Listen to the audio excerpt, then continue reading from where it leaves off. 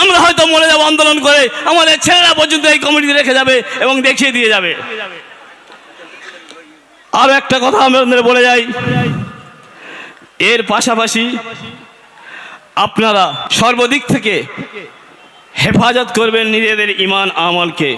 দেখবেন আপনাদের মধ্যে ঠিক টুপি পরে আসবে, ঠিক বড় জামা পরে আসবে, ঢিল পুলিশের উপরে মারবে,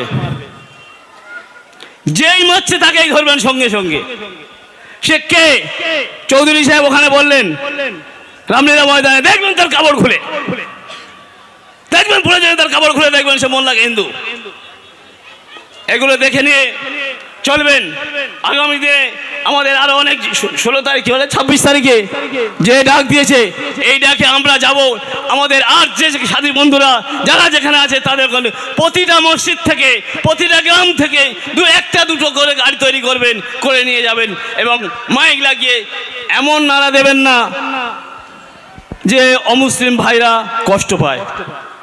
কারণ একটু আগেই উকিল সাহেব বলছিলেন আমরা 40 জন ভোট দিয়েছি, আমরা 40 জন ওখানে আছি তাই আমরা 40 জন ভোট দিয়েছি।